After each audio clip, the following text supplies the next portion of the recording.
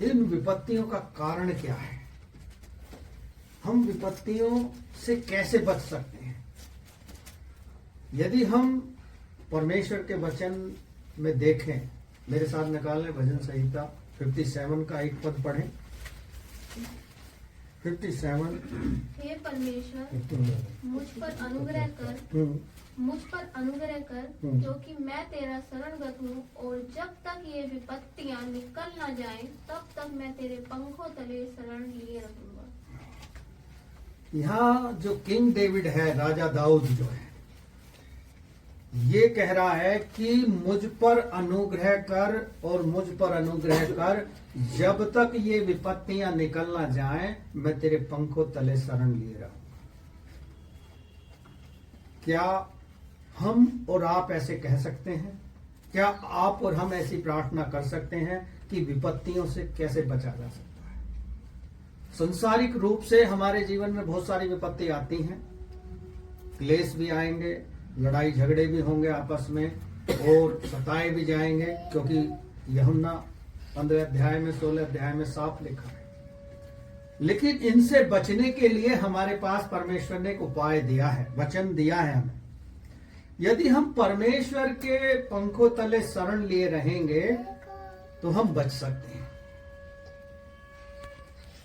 विपत्तियों के संबंध में हम जानेंगे कि परमेश्वर विपत्तियों को कैसे कम कर सकता है, कैसे उन्हें घटा सकता है, बढ़ा सकता है। एक जगह भजन संहिता में लिखा है कि घटती ना तो पूरब से आती है ना पश्चिम से आती है। परमेश्वर एक को घटाता है, दूसरे को बढ़ा देता है। हमें तुलना करनी चाहिए कि एक को क्यों घटा रहा है, दूसरे को क्यों बढ़ा रहा है। यानी जो घट रहा है वो शायद अपनी आशीषों के प्रति अपनी आप में जागरूक नहीं है। इसलिए वचन क्या कहता है, लूका रची सुसमाचार में, जागते रहो, प्रार्थना करते रहो, ताकि परीक्षा में ना पड़ जाओ। हमारे जीवन में परीक्षा आएगी, और लेकिन ऐसी परीक्षा नहीं आएगी, ऐसी विपत्ति हम पर नहीं आएगी जिसे हम सह ना सकें या बर्दाश्त न कर सकें। उसको बर्दाश्त करने के लिए, उसको सहने के लिए भी शक्ति और बल देने वाला केवल परमेश्वर है। परमेश्वर का अनुग्रह होगा तो हम उस विपत्ति को सह सकेंगे, उस विपत्ति से बच सकेंगे। यदि परमेश्वर का अनुग्रह हम पर नहीं होगा तो हम विपत्ति में फंसे रहेंगे। आज शैतान परिवारों में, भाई बहनों में, रिश्तेदारों में, कलीसियाओं में काम क्यों कर रहा है? क्योंकि मान लिया कोई एक परिवार है, वो यदि बैठकर शाम को प्रार्थना नहीं कर रहा है तो यही कारण है कि शैतान नहीं चाहता कि ये परिवार एकजुट होकर प्रार्थना करे। एक का मन कहीं होगा, दूसरे का कहीं होगा, तीसरे का कहीं होगा, चौथे का कहीं होगा। और खास तौर से हम क्योंकि हम अपने आप को विपत्ति में पड़ने दे रहे हैं। राजा होने के बावजूद भी दाऊद जो था, परमेश्वर से हर बात के लिए प्रार्थना किया करता था। हम देखते हैं भजन संहिता 34 में, जब राजा दाऊद परेशानियों से और मृत्यु से घिरा हुआ था, तब भी वो क्या कह रहा है कि मैं हर समय परमेश्वर का धन्यवाद करूंगा, और मैं परमेश्वर के पास गया, उसने मुझे छुड़ा लिया। पढ़े भजन संहिता 34 का 4 पद पढ़े, क्या कहता है? मैंने यहोवा से मांगा और उसने मुझे उत्तर दिया। हाँ, मैंने यहोवा से मांगा, उसने मुझे उत्तर दिया। हाँ, और मेरे सब भय से मुझे छुटकारा दिया। मेरे सब भय से मुझे छुटकारा दिया। और यदि मैं अपनी ट्रांसलेशन का पढ़ूं, यहाँ लिखा है, मैं यहोवा के पास गया और उसने मेरी सुन ली और मुझे पूरी रीति से निर्भय किया। पूरी रीति से निर्भय किया, यानी जो विपत्ति हम पे आने वाली है, पूरी रीति से परमेश्वर उसे निकाल कर लेकर जाएगा। जैसे हम देखते हैं निर्गमन की पुस्तक में, जब इजराइलियों पे विपत्ति आई कि पीछे फिरौन की सेना थी, आगे लाल समुद्र था, तो इससे बड़ी विपत्ति हमारे या उनके जीवन में कभी शायद नहीं आई होगी। उन्होंने सोचा नहीं होगा कि हमें लाल समुद्र रास्ता दे देगा, दीवार के समान पानी को खड़ा कर देगा। परमेश्वर कर सकता है। और इजराइलियों को परमेश्वर ने समुद्र में जाने के लिए रास्ता तैयार कर दिया। कब? जब वो परमेश्वर से चिल्लाकर प्रार्थना करने लगे। क्या हम अपनी चिंताओं को, परेशानियों को लेकर परमेश्वर के पास जाते हैं? क्योंकि परमेश्वर ही है हमें जो इनसे बचा सकता है। आइए एक और पद जल्दी से निकाल कर पढ़ेंगे। मेरे साथ आ जाएं। भजन संहिता 30 के 3 पद को पढ़ें और एक जना भजन संहिता 32 के 7 पद को पढ़े। हे यहोवा, तू मेरे प्राण को अधलोक में से निकाल लाया है। तूने मुझे जीवित रखा है कि मैं कब्र में न जाऊं। तू मेरे छिपने का स्थान है। तू संकट से मेरी रक्षा करेगा। तू मुझे चारों ओर से छुटकारे के गीतों से घेर लेगा। हाँ, यहाँ अलग अलग ट्रांसलेशन है, लेकिन राजा दाऊद कहता है तू मेरे छिपने का स्थान है। हमारा मसीह लोगों का छिपने का स्थान कौन है? परमेश्वर है। हमें कोई और नहीं बचा सकता सिवाय परमेश्वर के। एक राजा होने के साथ साथ भी राजा दाऊद कहता है तू मेरे छिपने का स्थान है। तूने मुझे चारों ओर से घेर रखा है। यदि हम अय्यूब के बारे में देखें तो अय्यूब के घर के चारों तरफ भी परमेश्वर ने अपने पवित्र लहू का बाड़ा बांध के रखा था। उसको कोई छू नहीं सकता था। शैतान भी परमेश्वर से परमिशन लेकर उसकी परीक्षा करने के लिए निकला, लेकिन परमेश्वर ने शैतान से एक ही बात कही, उसके प्राण को मत छूना। आज बहुत से लोग क्या कहते हैं, उसे किसी ने कर रखा था, वो ले गया, शैतान ले गया। शैतान को ऐसा अधिकार परमेश्वर कभी नहीं देता। चाहे वो परमेश्वर को जानता है या नहीं जानता है, परमेश्वर की बिना इच्छा के कोई भी किसी के प्राण नहीं ले सकता। क्योंकि शैतान से कहा तू उसके प्राण को मत छूना, बाकी शरीर तेरा है, तू कुछ भी कर सकता है। यही कारण था कि अय्यूब के शरीर में मोटे मोटे छाले पड़ गए और वो घायल हो गया, अपने आप को घायल करता था। और जो मिट्टी का वो होता ना, जिसे पानी पीते हैं घड़ा बोलते हैं, उसके ठीकरे से अपने आप के घावों को खुजाया करता था। उनसे पानी निकलता था और वो राख पर बैठकर ऐसी कठिन परिस्थिति से गुजरा। आप और हम तो ऐसी कठिन परिस्थिति से आज तक गुजरे ही नहीं। हमारे जीवन में जरा सी तकलीफ या पीड़ा दे दे परमेश्वर, तो हम कर्रा उठते हैं, चिल्ला उठते हैं और परमेश्वर के विरोध में भी बोलने लगते हैं। लेकिन क्या हम भूल गए? क्या हम भूल जाते हैं कि परमेश्वर ने एक वायदा किया है, मत डर, मैं तेरे संग हूं। विपत्ति के समय में भी परमेश्वर हमारे साथ है। आप उसका अनुभव करके देखो, परमेश्वर हमारे साथ रहता है। आप प्रैक्टिकल करके देखो। जैसे स्टूडेंट पढ़ते हैं और उनको प्रैक्टिकल करने के लिए टीचर लोग बोलते हैं, वैसा प्रैक्टिकल आप करोगे तो आपको परमेश्वर को अपने नजदीक पाओगे। जो कहता है मत डर, मत डर, मत डर, और हम कहते हैं हम रोज डरेंगे, हम रोज परेशानी में पड़ेंगे और रोज आपसे दूर भाग जाएंगे। हम दावत देते हैं क्योंकि वचन कहता है उसके धर्म और राज की खोज करो, सारी वस्तु परमेश्वर हमें देगा। संसारिक लोगों में और हम में क्या अंतर है? यही तो एक अंतर है। उन्हें विश्वास नहीं है, हमें विश्वास है।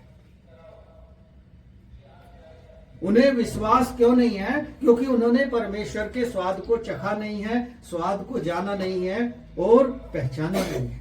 हमने तो उसके स्वाद को भी चख लिया है, उसको जान भी लिया है और उसको पहचान भी लिया है। इसलिए परमेश्वर का वचन क्या कहता है, बुलाए हुए तो बहुत हैं लेकिन चुने हुए कम हैं। आप पंजाब चले जाओ, पंजाब में कितनी भीड़ मिलेगी, क्या वो सब चुने हुए हैं? क्या वो सब ही चुने हुए हैं? उनमें से बहुत कम हैं चुने हुए। चंगाई तो बहुत लोग पा लेते हैं परमेश्वर से शारीरिक, लेकिन कितने लोग पीछे जाते हैं। बाइबल में एक दृष्टांत आया है, 10 कोढ़ियों को परमेश्वर ने चंगा किया, लेकिन लौट कर एक ही आया यीशु मसीह के पास। उसने, यीशु मसीह ने उससे ही पूछा, क्या बाकी लोग ठीक नहीं हुए, चंगे नहीं हुए? क्योंकि 9 बुलाए हुए थे, चुने हुए नहीं थे।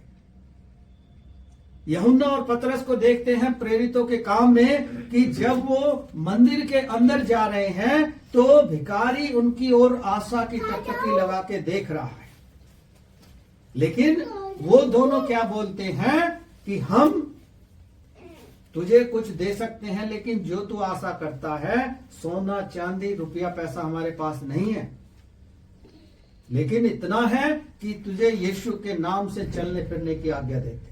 उसको हाथ पकड़ा, खड़ा कर दिया, और फिर वो मंदिर में गया। मंदिर में लोग देखकर उसे हैरान हो गए, ये तो वही है जो भीख मांगता था, आज ये अपने पैरों पर चलकर आ रहा है। परमेश्वर हमें हर एक उस विपत्ति से निकालने के लिए तैयार रहता है जो हम पर आने वाली है, हमारी ही गलती और गुनाहों के कारण। पहला पत्रस आप पढ़ोगे, लिखा है उसमें कि ऐसी परीक्षा में परमेश्वर नहीं डालेगा जो हमारे पाप के कारण आती है, हमारी गलती के कारण आती है, हमारे किए हुए अपराधों के कारण आती है। तो परमेश्वर का वचन यहां कहता है, तू मेरे छिपने का स्थान है। पढ़े 32 का 7। तू मेरे छिपने का स्थान है, हाँ, तू संकट से मेरी रक्षा करेगा। हाँ, तू मेरा छिपने का स्थान है, तू संकट से मेरी रक्षा करेगा। किस प्रकार का संकट हम पे आने वाला है? पिछले दिनों पूरे भारतवर्ष में संकट आया, कोविड बीमारी का। अब फिर एक कोई संकट आ जाएगा, तो परमेश्वर से हम पहले ही उस चीज के लिए तैयार रहें, क्योंकि वो कह रहा है तू मेरे छिपने का स्थान है और हर एक संकट से बचाने के लिए। हाँ, आगे। तू मुझे चारों ओर से छुटकारे के गीतों से घेर लेगा। हाँ, छुटकारे के गीतों से घेर लेगा। हम परमेश्वर की जब स्तुति करेंगे, उससे प्रार्थना करेंगे, उसके वचन को पढ़ेंगे, तो परमेश्वर हमें छुटकारा देगा, हर एक चीज से छुटकारा देगा। कोई ऐसा बंधन नहीं है हमारे और आपके जीवन में जिसे परमेश्वर तोड़ ना सकता हो। कमी सिर्फ हम में ही होती है कि हम घुटनों पर आकर उसको महिमा नहीं देते। 32 पढ़ें, वो 30 का 3 पढ़ें। हे यहोवा, तू मेरे प्राण को अधलोक में से निकाल लाया है। हाँ, अधलोक यानी उन मृत्यु लोक में जाने से बचा लिया राजा दाऊद ने उसे। तूने मुझे जीवित रखा है कि मैं कब्र में ना जाऊं। हाँ, परमेश्वर जीवित रखता है। एक रात की बात है, अभी 2-3 दिन पहले की। प्रभु के एक दास का फोन आया, कहा कि एक बहन एक्सपायर हो चुकी है और आप पास्टर जी जल्दी से प्रार्थना कीजिए। हम भी प्रार्थना कर रहे थे और लोग भी प्रार्थना कर रहे थे, और कुछ समय बाद ही उस बहन में फिर से प्राण आ गए, उसकी सांसें फिर से चलने लगी।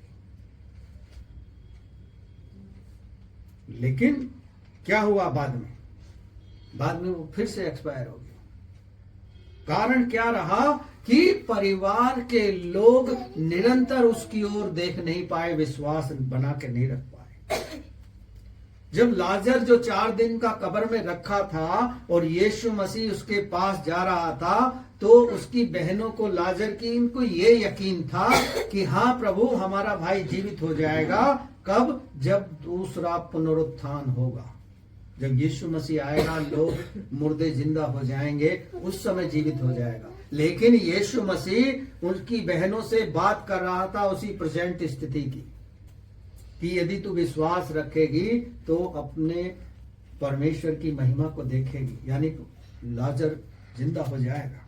और लाजर जिंदा हो गया। ऐसे अद्भुत काम करने के लिए केवल हमारा विश्वास ही काफी है, और विश्वास हमारे अंदर नहीं है। जब एक अंधा यीशु मसीह के पास आता है और वो कहता है तू मेरी आंखें खोल दे, तो वो कहता है क्या तुझे विश्वास है कि मैं कर सकता हूं? उसने अपने अंदर नहीं झांका, उसने यीशु मसीह को देखा। वो कहा कि हाँ मुझे विश्वास है कि तू कर सकता है। कई बार जब हम किसी के यहाँ प्रार्थना करने जाते हैं बीमारों के लिए, तो हम रोगी से ही पूछते हैं क्या तुझे विश्वास है कि परमेश्वर ऐसा कर सकता है। वहां हम ये नहीं पूछते कि क्या मेरी प्रार्थना के द्वारा तो ठीक हो सकता है। क्या तुझे परमेश्वर चंगा कर सकता है? तुझे विश्वास है? यदि उसने कह दिया हाँ, वो किसको देखकर कहता है ये तो वो जानता है, लेकिन हमें परमेश्वर की ओर देखना है। परमेश्वर से सब कुछ हो सकता है, मनुष्य से कुछ नहीं हो सकता। क्योंकि हो सकता है कि हम प्रार्थना के बाद घमंड से भर जाएं कि ये मेरी प्रार्थना के द्वारा ऐसा हो गया।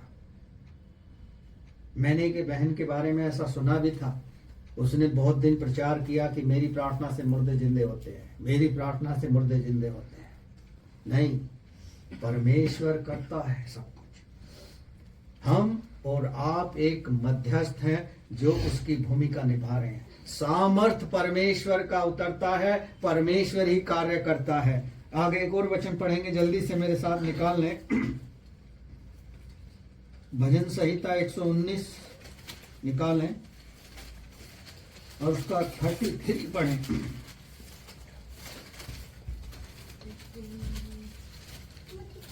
हे यहोवा, मुझे अपनी विधियों का मार्ग दिखा दे। हाँ, मुझे अपनी विधियों का मार्ग दिखा दे, तब मैं उसे अंत तक पकड़े रहूंगा। अंत तक पकड़े रखूंगा। हमें भी उस विधियों का मार्ग देखना है कि हम अंत तक उसी मार्ग को पकड़े रहें। आगे 35 तक पढ़ो। मुझे समझ दे, तब मैं तेरी व्यवस्था को पकड़े रहूंगा और पूर्ण मन से उस पर चलूंगा। हाँ, मुझे समझ दे कि मैं तेरी व्यवस्था को पकड़कर संपूर्ण मन से उस पर चल सकूं, ताकि मेरे जीवन में विपत्ति नाम की कठिनाई या दुख तकलीफ ना आने पाए। इसलिए वो कह रहा है मुझे समझ दे। क्या हम ऐसी प्रार्थना कर सकते हैं कि प्रभु मुझे समझ दे कि मैं तेरे मार्ग पर, तेरी विधियों पर, तेरी आज्ञाओं पर चलूं?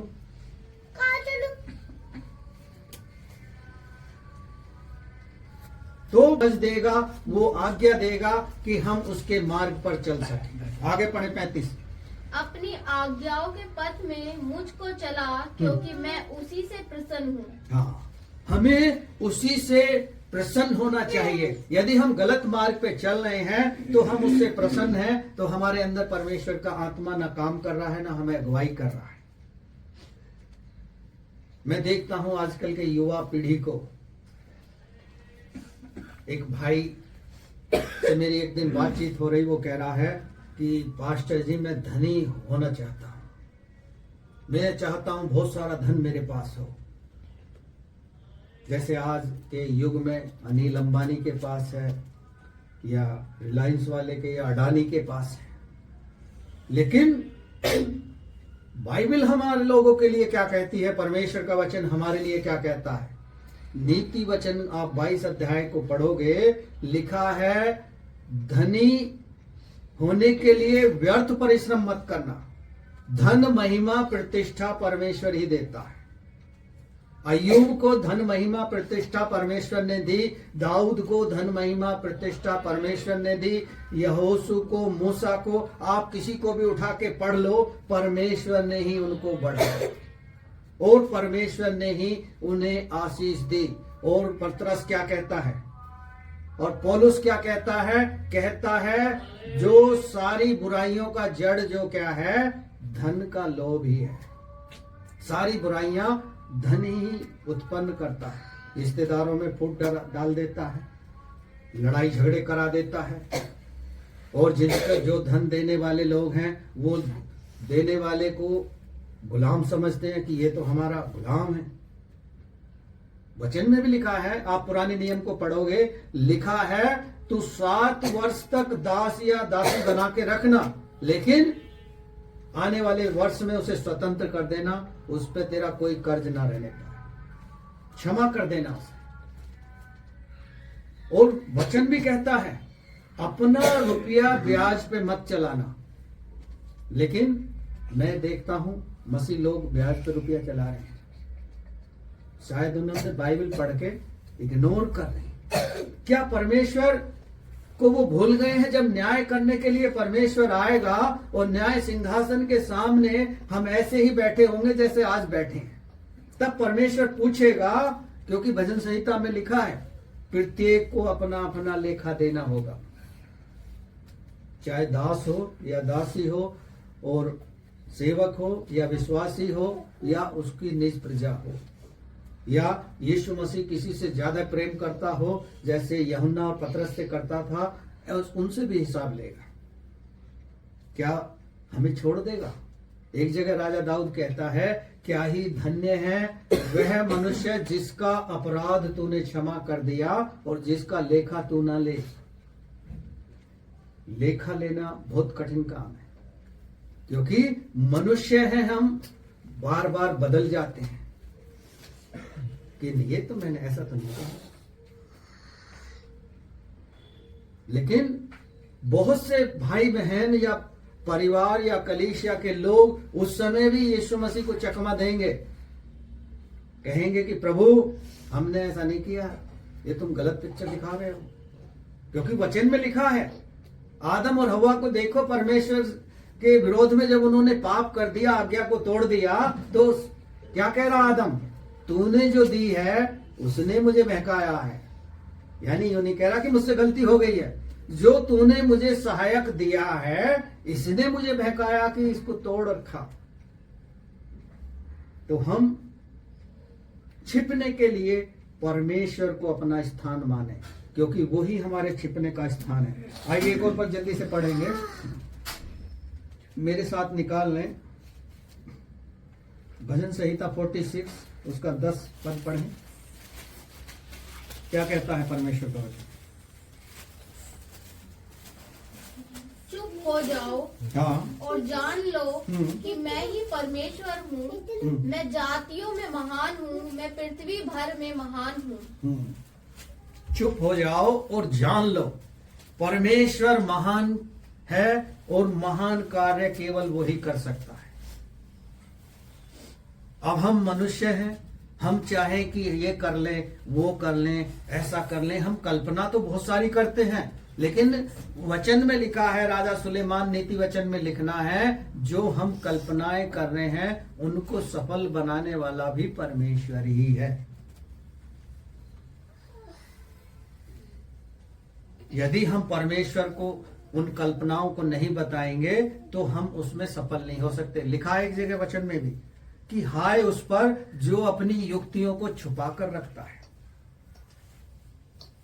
क्यों छुपा लेता है? क्योंकि उसे पता है मैं ही तीरंदाज हूं, मैं ही सफल हो जाऊंगा तब इनको बताऊंगा। लेकिन बताने वाला परमेश्वर है, हम कुछ नहीं है। परमेश्वर हमें केवल रास्ता बता रहा है कि हम विपत्तियों से कैसे बचे। राजा दाऊद कह रहा है, जब तक हमारे जीवन से ये विपत्तियां निकल ना जाए, हम उसके पंखों तले शरण लिए रहेंगे। पुराने युग को आप देखें, जब हमारा भारत देश आजाद नहीं हुआ था, जब पुलिस वाले अंग्रेज थे, तो लोग देख के घर में छुप जाते थे। जहां से दूर से भी कई किलोमीटर से देख लिया कि पुलिस आ रही है, तो पूरा गांव ऐसा हो जा रहा है जैसे इस गांव में कोई नहीं रहता। क्यों? क्योंकि वो डर जाते थे, विपत्तियों से बचने के लिए घर में छुप जाते थे। और आज हम क्या करते हैं? विपत्तियों को दावत देने जाते हैं। उस समय में और अब के समय में क्या अंतर है?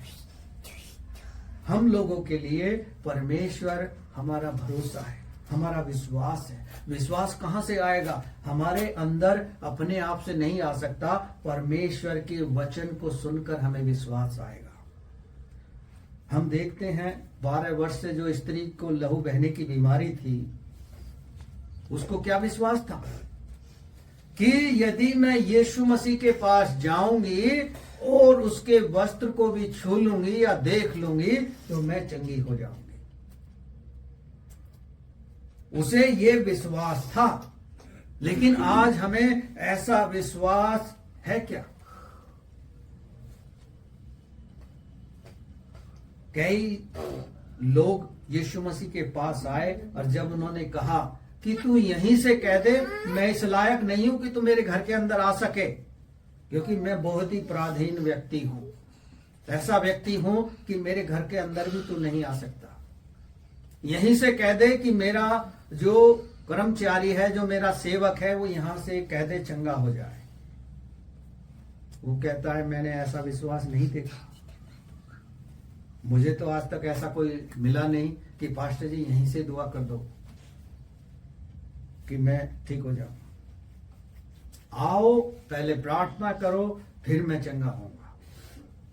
लेकिन बहुत से लोगों को ऐसा परमेश्वर ने किया है। बलिया में हम देखते हैं, नगरा ब्लॉक में और एक गांव में उस बहन को बिच्छू ने काट लिया था। रात में फोन आया कि पास्टर जी मेरी मम्मी को बिच्छू ने काट लिया। मैंने कि डॉक्टर के ले जाओ, कि नहीं उनका विश्वास डॉक्टर पे नहीं है, परमेश्वर पर है। मैंने कि ठीक है प्रार्थना करते हैं। प्रार्थना किया और वो ठीक हो गई, कोई डॉक्टर ने इलाज नहीं किया। यदि हमारा ऐसा विश्वास है तो परमेश्वर हमारे लिए सब कुछ कर सकता है। परमेश्वर हमारे लिए सब कुछ कर सकता है, उसके लिए कोई काम कठिन नहीं है। आइए एक और पद जल्दी से पढ़ेंगे, मेरे साथ निकाल लें। निर्गमन की पुस्तक में आइए, पुराने नियम की ओर चलेंगे। निर्गमन की पुस्तक उसका 30 अध्याय निकालें, 18 पद पढ़ें, क्या कहता है।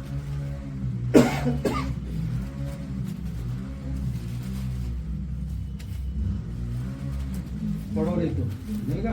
धोने के लिए पीतल का एक होदी और उसका पाया भी पीतल का बनाना, उसे मिलाप वाले निर्गमन है ना, हाँ 30 अध्याय का 18 पद।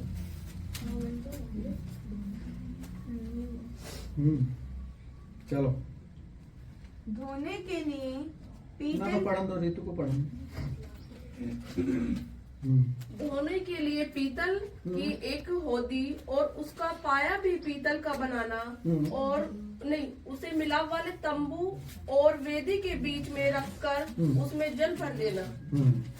20 पद है। अच्छा 20 में, और 20 पद। हाँ 20। जब जब वे मिलाप वाले तंबू में प्रवेश करे तब तब वे हाथ पांव जल से धोए, नहीं तो मर जाएंगे। और जब जब वे वेदी के पास सेवा टहल करने अर्थात यहोवा के लिए हव्य जलाने को आए तब तब वे हाथ पांव धोए, ना हो कि मर जाए। ऐसा ना हो कि वो मर जाए।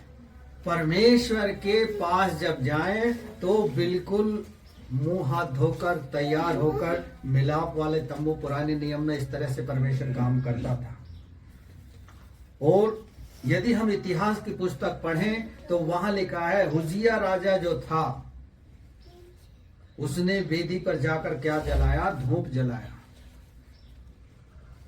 और उसे उसी समय कोढ़ हो गया। कहने का अभिप्राय यह है कि जो याजक का काम है उसे याजक ही करेगा तो अच्छा शोभा देगा।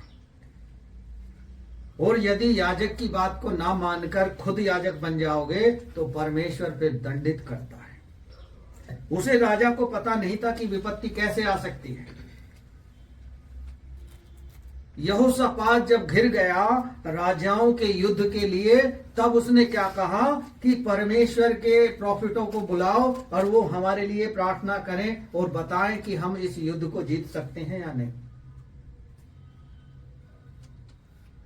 लेकिन आज के समय में यदि हम देखें तो कोई भी ऐसे बहुत ऐसे कम भाई बहन होंगे जो परमेश्वर से प्रार्थना करते हो कि प्रभु मुझे ये चीज चाहिए और ये तू दे सकता है क्या। हमें परमेश्वर ने पूरी आज्ञा दी है। यूहन्ना 15 अध्याय को पढ़ोगे, लिखा है मैं दाखलता हूं तुम डालियां हो। यदि दाखलता से डाली अलग हो जाएगी तो अपने आप से नहीं फैला सकती है। इसी प्रकार परमेश्वर का वचन हमारे अंदर है और परमेश्वर हमारे अंदर है और हम परमेश्वर के अंदर हैं तो हम सब कुछ कर सकते हैं। परमेश्वर से अलग होकर हम कुछ नहीं कर पाएंगे। हम कहलाने के लिए तो सफल कहलाएंगे, लेकिन हमारे मन में शांति नहीं होगी, हमारे पास धैर्य नहीं होगा, हमारे पास वो पीसफुल मन नहीं होगा। आज जितने भी धनी लोग हैं जिनके पास अरबों रुपए की संपत्ति है, क्या वो चैन से सो जाते हैं आपकी और हमारी तरह? उन्हें दवाइयां खानी पड़ती हैं, उन्हें इंजेक्शन लेने पड़ते हैं। लेकिन परमेश्वर अपने लोगों को ऐसे ही नींद प्रदान करता है। आपने शायद देखा हो या न देखा हो, कभी कभी हम रात में इतने सोचते रहते हैं और हमें नींद नहीं आती है। कई लोग ये कहते हैं कि हमें नींद ही नहीं आई। इसका मतलब यह है कि परमेश्वर चाहता है कि आप मुझसे बात करो, क्योंकि यदि हम परमेश्वर से बात नहीं करेंगे, परमेश्वर से प्रार्थना नहीं करेंगे, तो परमेश्वर हमें बताएगा कैसे मार्ग। मैं एक गवाही बताता हूं, अंधकार से भरी हुई गवाही। जब मैं वर्ल्ड विजन में जॉब करता था, उस समय की गवाही है। लोग देवी देवताओं के अनुसार वहां के लोग चलते हैं। हमारा एक प्रोग्राम था, हम उसमें फील्ड में घूम रहे थे। हमने देखा कि कुछ लोग तराजूसी पे देवताओं को लेकर जा रहे हैं। उनका अभिप्राय जब हमने उनसे जाना, वे कह रहे हैं कि देवता हमारी अगुवाई कर रहा है कि हमें कहाँ जाना है। तो मैंने थोड़ा सा उनसे मजाक किया। मैंने कि यदि ये खड्डे की तरफ कहेगा या पहाड़ से नीचे की तरफ कहेगा, कूद जाओगे? तो उन्होंने बड़े आराम से कह दिया कि हाँ, हम कूद जाएंगे। कितना बड़ा अंधकार है लोगों के जीवन में। यानी आप ऐसे कोई तराजू में रख लोगे तो वो तो एक तरफ को हिलेगी, किधर को भी हिला दो। जो पहले तराजू ऐसे थी और जो मारते थे ना, डंडी मारना कहते हैं जिसे, आज भी लोग क्या करते हैं, नीचे चुंबक लगा के रखते हैं। जो इलेक्ट्रॉनिक हैं वजन तोलने वाले, उसके मीटर को बढ़ा के रखते हैं। और दौड़ क्यों जाते हो? अपने घर में देखो जो मीटर लग रहे हैं, उनकी स्पीड इतनी फास्ट है कि जो वैसे घूमता था पहिया सा मीटर का, वो तो शायद 1-1.5 घंटे में 1 यूनिट बदलता था, ये मिनटों में बदल देता है। कहां से हो रहा है ये सब? पहले वो ऐसे ही रीडिंग देख के बिल बनाता था, अब पूरा सारा काम इलेक्ट्रॉनिक सिस्टम से हो रहा है, क्योंकि देश में लूट मची है। लूट मची है हर प्रकार की। किसी भी प्रकार की लूट में भागीदारी कौन कर रहा है, कौन लुटवा रहा है? एक दिन सबका न्याय होगा। कई लोग ये सोचते हैं कि मैं बुद्धिमान हूं, मैं राजा बन गया हूं, मैं अपनी क्षमता से बना। नहीं नहीं, परमेश्वर ने बनाया है। परमेश्वर जिस दिन चाहेगा उस दिन फेंक देगा। आइए लास्ट में एक और पद पढ़ेंगे जल्दी से। मेरे साथ मीका की पुस्तक निकालें।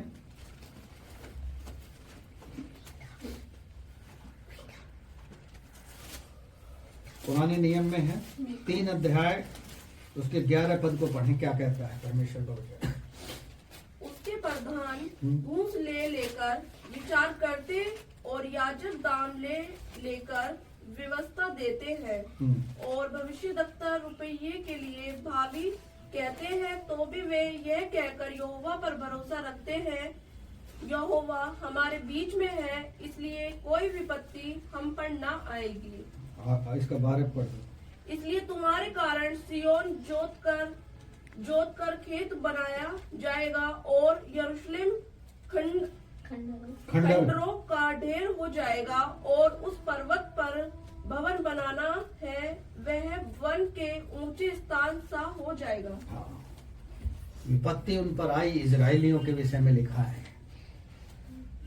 भावी कहलाने वाले, अपने आप को प्रॉफिट कहलाने वाले उस समय में भी थे और आज भी हैं। झूठी भविष्यवाणी करते हैं। एक मैं प्रचलन बहुत तेजी से देख रहा हूं पंजाब दिशा से आ रहा है। नए नए भाई बहनों को ऑनलाइन जोड़ते हैं और उन्हें घोषणा कर देते हैं तुम प्रॉफिट हो, तुम ये प्रॉफिट हो, तुम भविष्यवाणी करो। अब जब सच्ची भविष्यवाणी परमेश्वर देगा तभी तो भविष्यवाणी करेंगे, नहीं तो वो झूठी ही करते रहेंगे। किसी को कहेंगे मैंने तेरे बारे में सपना देखा कि तू मर गया है, किसी से कहेंगे तू धनी हो गया है, क्योंकि कोई एक तो लगेगा ही। अंधेरे में तीर चला दो, कोई एक तो लगेगा। उसी समय में भी ऐसे लोग थे जो झूठी भविष्यवाणियां करते थे, नबूवत करते थे और राजाओं को युद्ध पे जीतने का बताते थे, लेकिन जब वो हार जाते थे तब वो उस भविष्यवक्ता को पकड़ लेते थे। उन्हें हमारे लिए झूठी भविष्यवाणी की। आज भी झूठी भविष्यवाणियां लोग कर रहे हैं, चेहरा देख के करते हैं। लेकिन भविष्यवाणी वो होती है, प्रोफेसी वो होती है जो परमेश्वर की ओर से निकल कर आए। मैं एक बहन की गवाही बता सकता हूं। जब प्रोफेसी हो रही थी, एक भाई बता रहा था, दूसरा ट्रांसलेशन कर रहा था, और जिसके बारे में हुई वो हंस पड़ा। उसने उनका मजाक बना दिया, लेकिन परमेश्वर ने उनको कितना भयानक दंड दिया, उस दंड के विषय में सोच के आप घबरा जाओगे। हम प्रोफेसी जो कर रहा है उसे अपनी ओर से कोई टिप्पणी उस पर ना करें, क्योंकि परमेश्वर है जो अपनी आत्मा के द्वारा लोगों को बताता है। मैं भी कई बार कलीसिया के लोगों के बारे में देखता हूं, और मैं जब उसे बता देता हूं तो लोगों के दिमाग में फिर वही चीज घूम रहती है कि हाँ ऐसा होने वाला है, ऐसा बता दिया गया। लेकिन परमेश्वर उसे निश्चित समय में पूरा करता है। हमें उससे बचने के लिए, उस परीक्षा से पास होने के लिए परमेश्वर के पास जाना पड़ेगा, क्योंकि भजन संहिता 50:15 में लिखा है, संकट के समय में तू मुझे पुकार, मैं तुझे छुड़ाऊंगा, तू मेरी महिमा करने पाएगा। आज हम अच्छा भविष्य, अच्छा जीवन चाहते हैं तो परमेश्वर हमें दे सकता है। मत्ती 6 अध्याय को पढ़ोगे, लिखा है खाने पीने की चिंता मत करो, परमेश्वर हमें खाने पीने को देगा। कई लोग ऐसे हैं कि ये सोचते हैं पैसे कैसे दे देगा। पक्षी हैं, पक्षी कोई खेती नहीं करते अपने, लेकिन फिर भी लोग उन्हें खिलाने जाते हैं। किसके कहने से जाते हैं? परमेश्वर के कहने से जाते हैं।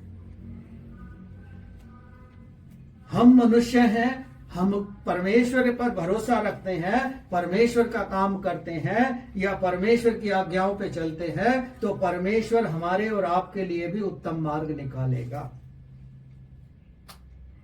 वो कैसे निकालेगा? वो परमेश्वर की योजना है, हम उसकी योजना को उस पर सौंप दें, वो हमारे लिए बहुत जल्द पूरी करता है। गीत एक गाते हैं कि हमारे वायदों का भरोसा नहीं, उसके वायदे कभी टलते नहीं। आकाश और पृथ्वी टल जाएगा, लेकिन परमेश्वर का वायदा कभी ना टलेगा। यदि उसने कहा मैं तुझे ये बना दूंगा तो वो बना देगा। आप धैर्य रखो, विश्वास रखो, प्रार्थना करते रहो। हमें विपत्तियों से बचने के लिए 3 प्रकार की चीजें करनी होंगी। प्रार्थना करनी होगी, वचन को पढ़ना होगा, संगति में लगातार रहना होगा। तभी तो गीत गा रहे हैं हम, साथ चलूंगा तो जय जरूर पाऊंगा, उसकी संगति में सदा रहूंगा। हम सदा उसकी संगति में बने रहेंगे तो जय जरूर पाएंगे। विपत्तियों से बचने के लिए हमें परमेश्वर के स्थान में जाना है, परमेश्वर के पंखों तले जाना है। मुर्गी को देखते हो आप किस तरह अपने छोटे छोटे बच्चों को पंखों तले छिपा लेती है। एक माँ अपने बच्चे को बचाने के लिए, सुलाने के लिए, जब वो छोटा होता है खुद गीले में सो जाती है, लेकिन बच्चे को सूखे में सुला देती है। लेकिन जब बच्चे की बारी आती है तो बच्चा उसे दिखा देता तारे कि देख आसमान में तारे कितने, मैं गिनवा दूं, आज ही गिनवा दूं, पता। लेकिन माता पिता के लिए लिखा है वचन में, पहली आज्ञा यही है कि तो अपने माता पिता का आदर कर। हो सकता है माता पिता बुरे हों, लेकिन फिर भी हमें आदर करना है, क्योंकि परमेश्वर का वचन कह रहा है हम जो चाहते हैं वो हमें परमेश्वर देगा। साइकिल होगा, कोई कुछ होगा, ये सब क्या हो रहा है? हमें परमेश्वर पर भरोसा रखना है। विपत्तियां जब तक निकल ना जाएं उस पर भरोसा रखो। परमेश्वर आपको हर संकट के द्वार से बाहर निकाल कर लेकर जाएगा।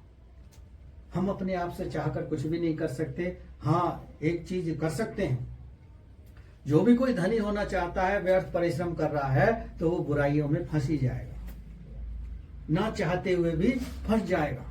इसलिए पौलुस क्या कहता है, थोड़े में संतोष कर लो भैया। 10,000 मिल रहे हैं, बहुत है। बाहर चले जाओगे 20 मिलेंगे, 5,000 मकान का किराया चला जाएगा, 5,000 खाने में चला जाएगा। यहाँ 10 मिल रहे हैं, वही 20,000 के बराबर है, क्योंकि घर का खाना मिल रहा है, घर का वातावरण मिल रहा है। वहां पता नहीं कैसे लोग मिलेंगे।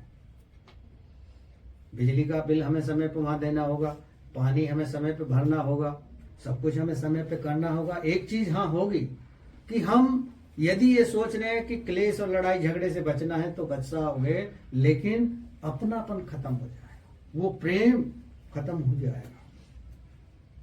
आज मैं एक गवाही देकर समाप्त करता हूं। एक बहन थी और एक भाई, वो जॉब करते थे दोनों। उस बहन की शादी हुई, और कैसे शादी की थी उनने, डिजिटल बायोडेटा देख के। जो आजकल हम देखते हैं ना, इन पे आ रहे हैं, मैरिज ब्यूरो का डिजिटल बायोडेटा बना लेते हैं। ऐसी कंपनी में जॉब करता है, इतनी सैलरी मिलती है, ये मकान है, वो मकान है। और उस बेटी की शादी बॉम्बे से हो गई। एक ही बार गई थी वो, 15 दिन वो बॉम्बे रह के आई, और उसके पति ने उसको टिकट करा के भेज दिया। और दोबारा उस भाई का ना डिजिटल बायोडेटा मिला, ना डिजिटल उसका घर मिला, ना कुछ मिला। और अब बेचारी बिना हस्बैंड के ही जीवन बिता रही है। क्या ऐसा क्यों हो रहा है? क्योंकि उसने शायद उस चीज को देखा जो संसार दिखा रहा था। हमारी इच्छा तो बहुत है, हर बेटे की, हर बेटी की ये इच्छा होती है। बेटे की तो ये होती है अच्छी पत्नी मिल जाए, सुंदर सी हो, गाड़ी भी मिल जाए ताकि उसे लेके भी घूमे। लेकिन ये चीजें मिल सकती हैं हमें, ये तो चीजों को जानता है परमेश्वर कि एक बेटा बेटी की जरूरत ये है, ये आवश्यकता है, वो दे देगा। लेकिन फिर तुम क्या करोगे?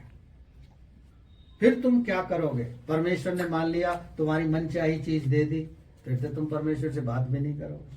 मैं बहुत से ऐसे भाई बहनों को जानता हूं, एक भाई का नाम लेकर बता सकता हूं कि प्रभु तू ऐसा कर दे तो मैं ऐसा कर दूंगा।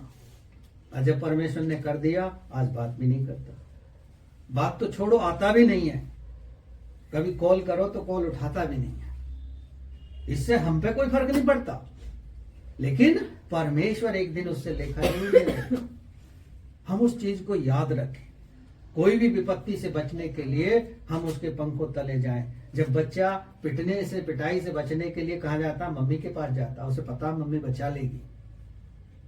जब बच्चे आपस में लड़ते हैं तो जो फेवरेट मम्मी का है या पापा का है वो पापा को ही पुकारेगा, जो मम्मी का है वो मम्मी को ही पुकारेगा।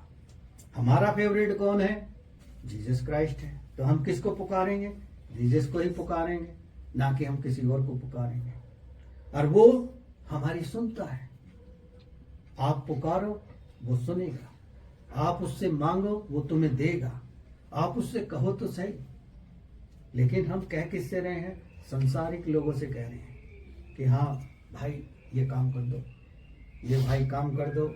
और जो भाई कर रहा है वो पूरा वो बना हुआ है, गॉड, मेरे ही द्वारा सब कुछ होगा। तुम्हारे द्वारा क्यों होगा भाई? परमेश्वर, हमारा भी परमेश्वर है, हमारी भी सुनता है वो। इसलिए परमेश्वर से डायरेक्ट संपर्क रखो। पहले समय में, पुराने नियम में हम देखते हैं राजाओं के माध्यम से परमेश्वर काम करता था, लेकिन आज हर किसी के द्वारा काम कर सकता है। वही तो महान आदेश है कि जाओ, जाति जाति के लोगों में जाओ, सुसमाचार सुनाओ। जो विश्वास करे वो सब कुछ कर सकता है। इसलिए मरकुस में भी कहा, जो मेरे नाम पर विश्वास करता है वो मुझसे बड़े बड़े काम करेगा। तो परमेश्वर का धन्यवाद हो। हम विपत्तियों से बचने के लिए परमेश्वर की शरण में रहें, अपनी समझ और सहारे को ना देखें। परमेश्वर हमारे जीवन में सब कुछ करता है। आइए